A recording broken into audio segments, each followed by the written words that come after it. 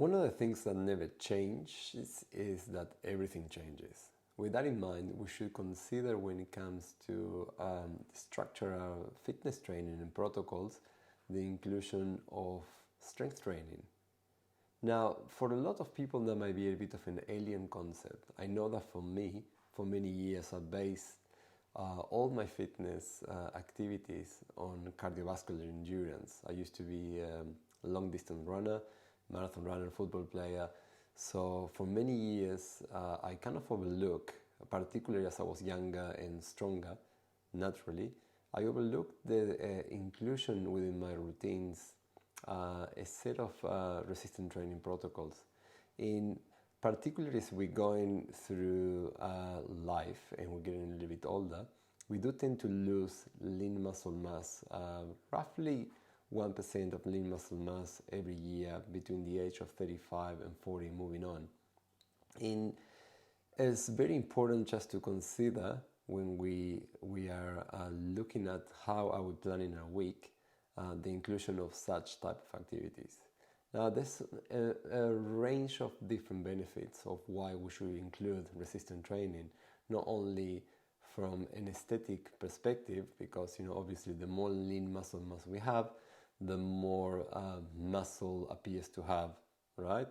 And that means that we do look better, but also from various reasons. So for me, I think when we do include resistance training, we should look at certain fantastic beneficial side effects. The first one and the most noticeable is a stronger bone structure. For a lot of people, particularly I would say more for women initially, but men also, a low bone density could be the precursor of certain illnesses or conditions like could be arthritis, osteoporosis and such. Also from the perspective of managing your weight, okay, so the more you're able to maintain lean muscle mass, you will create a change on your body composition. So potentially your weight might not be fluctuating as much, but what it does happen as you include resistance training is that you do tend to, as you have more lean muscle mass, the body is more able to burn more calories, and hence the percentage of body fat content on your body will start to drop considerably.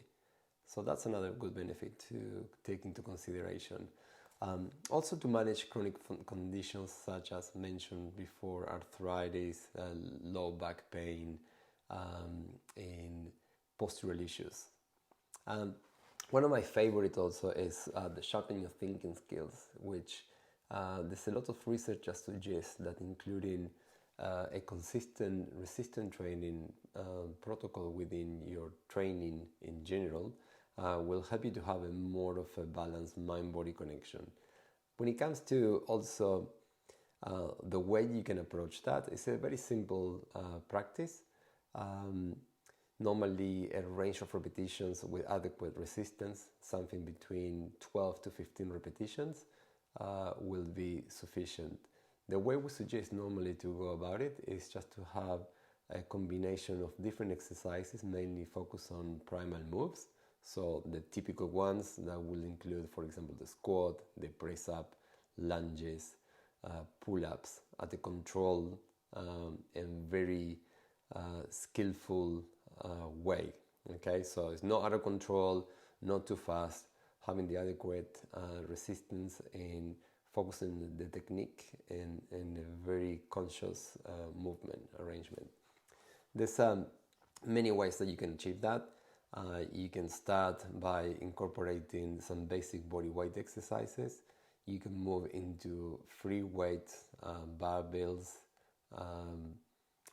kettlebells, dumbbells and such.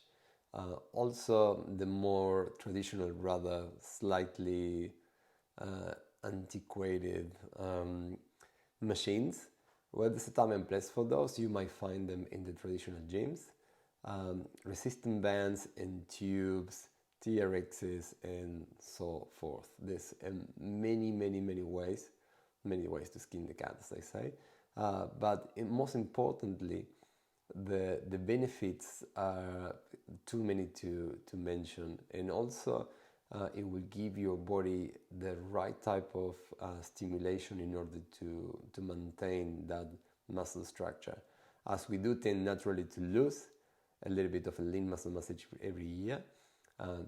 It's important just to maintain that, for not only from aesthetic reasons, which is always nice to have a muscular body in order to just to feel a little bit better, but also the side effects are so good that we do tend to sometimes not focusing on them.